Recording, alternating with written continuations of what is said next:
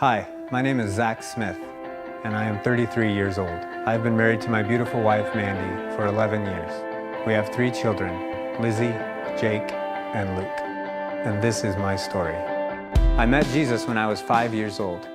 I grew up as the son of missionary parents in Ecuador, where I lived for 15 years. I went to college in Arizona, where I met my wife. For the next 10 years, we traveled around while I worked in the information technology field. We served in our local church, and I attended seminary. I often thought about working in full-time ministry, but no opportunities seemed right. I was told about a job here at New Spring Church helping with information technology. It was perfect, an IT job at an amazing church. I took the job and started working in October of 2008. For several months, life was very good and we were very happy.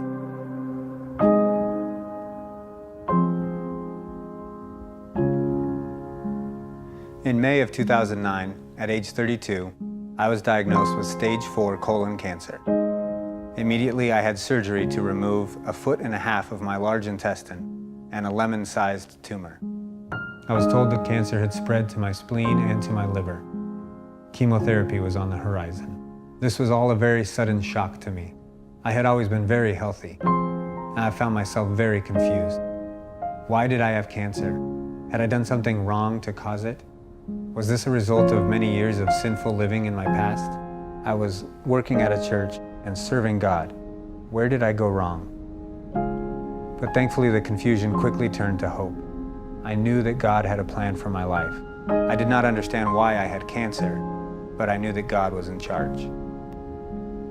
For 3 months, I underwent a horrible chemo regimen. Afterwards, I had a scan done, and the results were great. There was no cancer found in my body. We celebrated God's healing and God's faithfulness. And the next few weeks of my life were some of the best as I celebrated being cancer-free.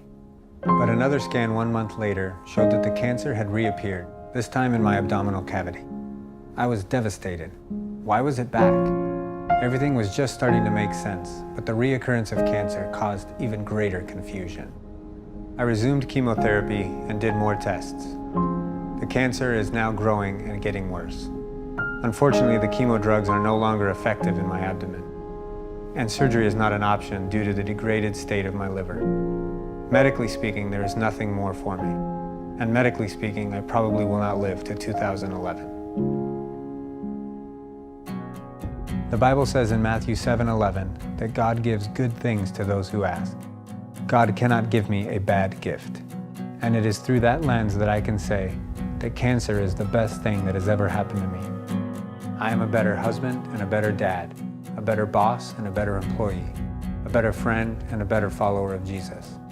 And through cancer, God has shown me some amazing things about Himself. Those are indeed great gifts. I still have questions about cancer, why it went away and why it came back. I do not understand, but I know that God is in charge. I am praying for God to heal me. That is my desire. I want to walk my daughter Lizzie down the aisle. I want to watch my sons, Jake and Luke, become men. I want to grow old with Mandy. And I want to live my life with my friends here at work. But I may not be able to work for very much longer. And I may have just celebrated my last Christmas with my family.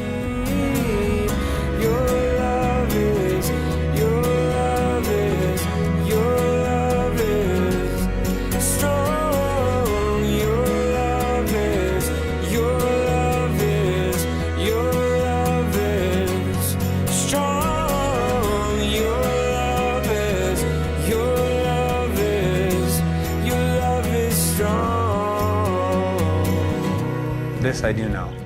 If God chooses to heal me, then God is God, and God is good.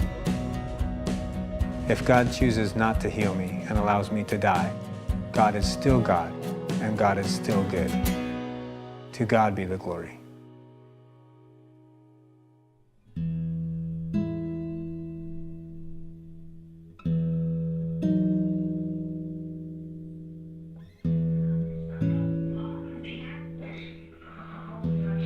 You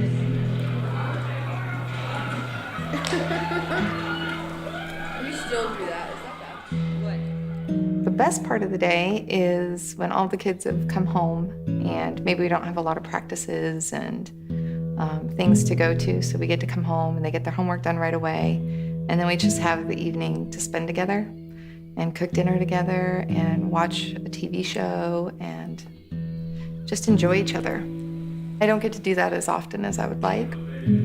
We probably get to do that twice a week, maybe 3 times if we're really lucky. So I think that's why I value it so much. My kids do too. They would rather be at home on the couch, just enjoying each other than they would anywhere else.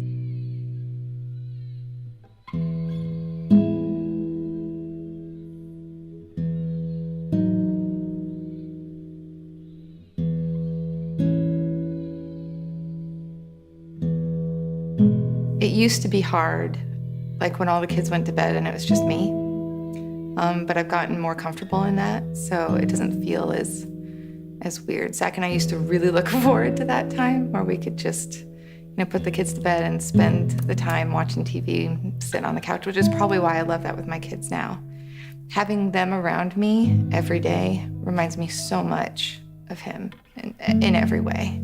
Sometimes my heart is just so full, and I'm so thankful that God's given me 3 kids that remind me so much of him, because he's not forgotten or lost. He's like right there with me.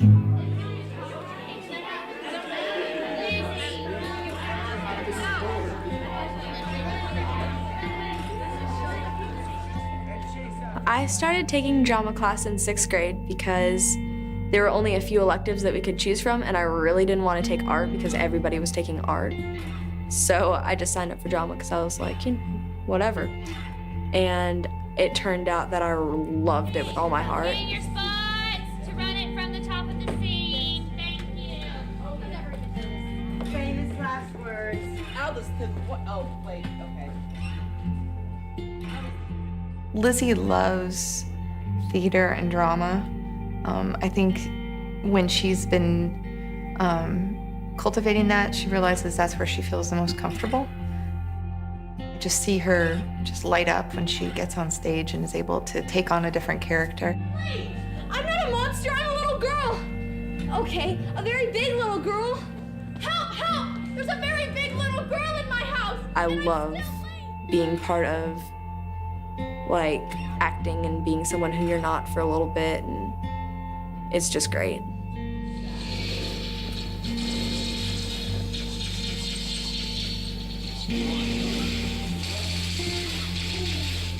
The best part of an ordinary day is probably coming home from school and playing Xbox. Because usually, school, it's not always that good, especially math, but that's a different story. Jake likes a lot of the same things that Zach did when it comes to food or what video games he plays or the types of TV shows he likes to watch. And I definitely think he's taken a lot of that on to stay close to what felt right, and what felt, like it made sense.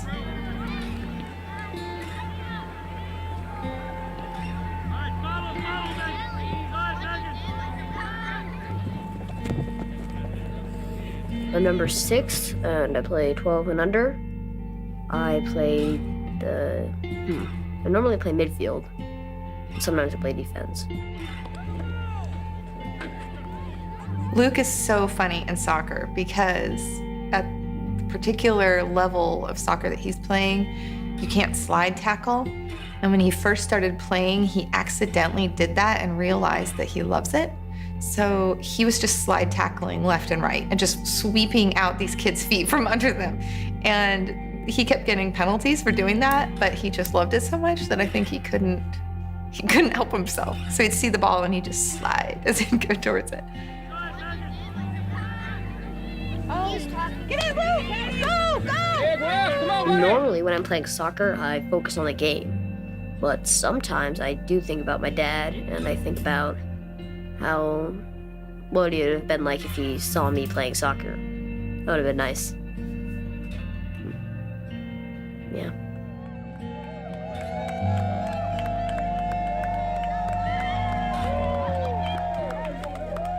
There will be instances when I think wow, I didn't realize how much we played this one game or how many times we watched the Broncos on Sundays. But when I do think about it, it's only for a few seconds at a time. I try to not really think about that we don't have any more time together. I just think about how lucky I was to have those 9 years in the first place. Sometimes I do get kind of sad that I don't remember that much about him and how he wasn't through my life for that many years, so I didn't even know him that well. Emotionally, I think he struggles with trying to remember Zach. You know, he'll come up and he'll say, "Mom, did Dad have like a soft beard?" Like his beard was soft, wasn't it? It was really cozy. And I'll say, "Yes, it was. It was really cozy." And so he'll ask me to help him remember, and I do.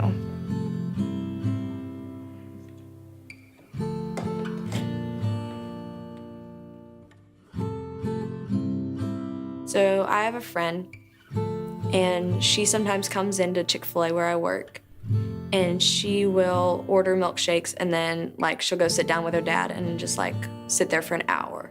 And my dad and I used to do that every single Tuesday. We'd sit in the same booth every time, order the same thing. We'd get a brownie and a chocolate milkshake, and then we would like split everything in half, like to the exact. And then we would sit there and talk for however long it was. I remember just being so happy to be out with my dad and in public, like everyone knowing, hey, I'm with my dad, and this is my dad, and look how cool my dad is. I was just so close to him, and I lapped up every single moment that I could spend with him, because it was honestly my favorite thing to do.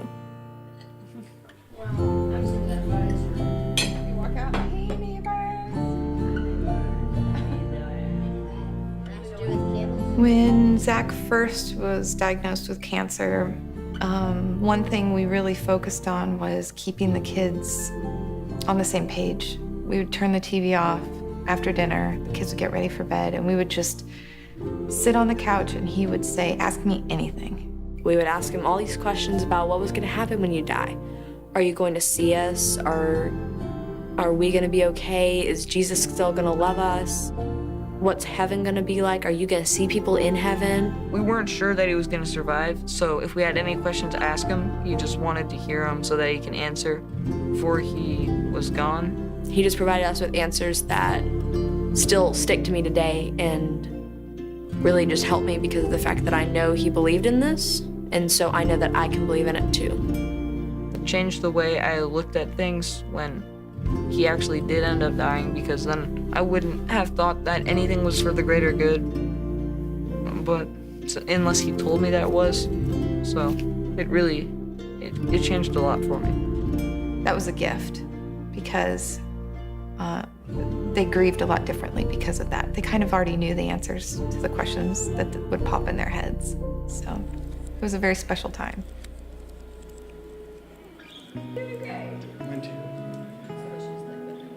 Typically, some of the hardest days that I have, raising the kids by myself, going to work, getting them home, whatever it looks like, some of the hardest days end up being some of the best days because I desperately seek God in those moments. And he always shows himself to me, always. And sometimes it can be something I read in my quiet time. It could be something I hear on the radio. It could be a really nice text message I received from a friend.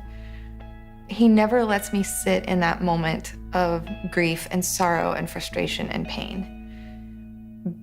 Partly because he's so good, he's such an amazing God, but also because I desperately tried when I'm feeling in that moment to call out to him and to seek him and to ask for his help. He always does. And some of the most unconventional ways you can think of, like a sunset, which sounds so cheesy. Or something my kids will say that is just a sweet reminder that I've got this with his help. My mom is a crazy, awesome person. And the fact that she was able to go through this astounds me because I only lost a dad and she lost a husband, and I don't know which one is worse, but they're certainly different. It's kind of weird to say this, but I've just watched her grow so much. Like, I know a mom's supposed to say that about her kids, but kids not really. Like, but spiritually especially, like, she's the strongest person I know.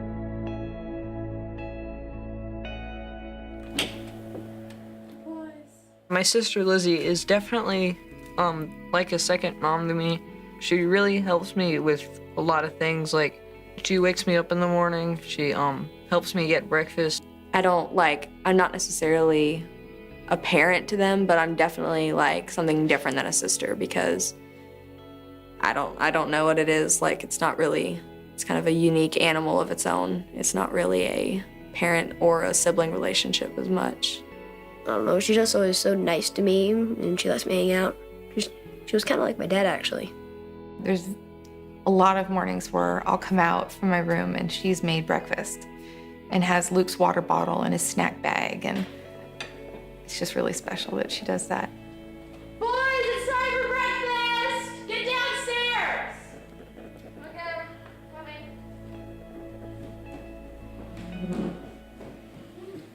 We try to talk about Zach a lot. You know, I try to make him very present in our dinner conversation and our day-to-day conversation, and I always try to remind the kids that he would be so proud of what they're accomplishing and who they are and how they love Jesus, and that they've seen purpose in all of this, and they all have done that. I mean, they've been so great about not thinking that it happened by accident or that there wasn't a reason for it. I think they all see great purpose in, you know, their dad and what's happened, and that Jesus is just making it something wonderful that can be wonderful. Me not having my dad is not a bad gift at all, because it helped other people.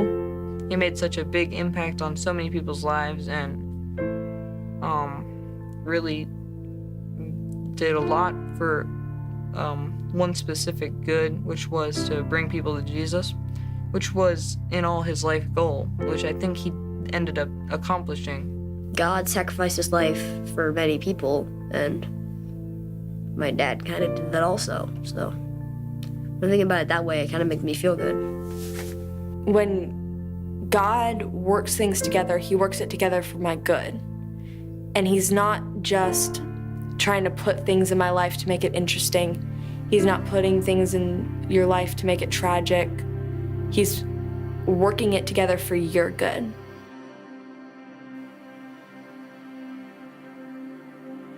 At Zach's funeral, Perry said that if he could say anything that he would think Zach would want all of us to hear, it was, "I'm done, you're not, get to work." And I just remember one day it hit me like, I'm not done. And what does that look like for me? It's not over. It was for Zach, but it's not for me. What does that mean? And I don't think that I'm done figuring that out yet.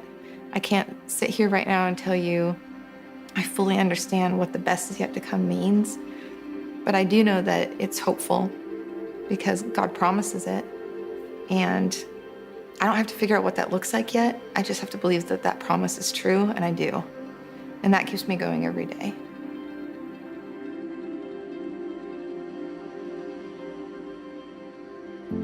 Recently, I was in Israel, and as I was sitting on top of Mount Arbel, you can see over the Sea of Galilee.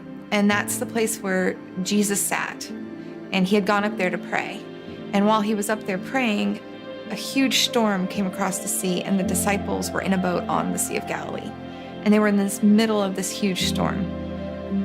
And Jesus could see them from exactly where he was sitting.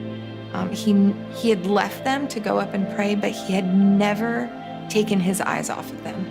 And in that moment, I realized through my storms, through what I've been through, he has never taken his eyes off of me, off of my kids, off of my family. He's always been there, even when I don't understand why things are happening and I might not feel that he's right there next to me. He's never taken his eyes off me.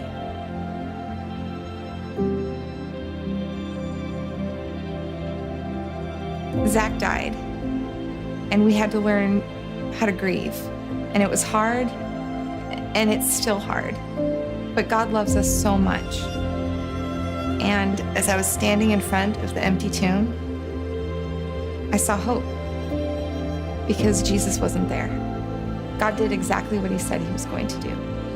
And that gives me hope for today, and it gives me hope for me and my kids in the future. Because the tomb is empty, I can deal with the grave that is not. And 4 years later, full of hope and confidence, I can say that God is still God, and God is still good, and to God be the glory.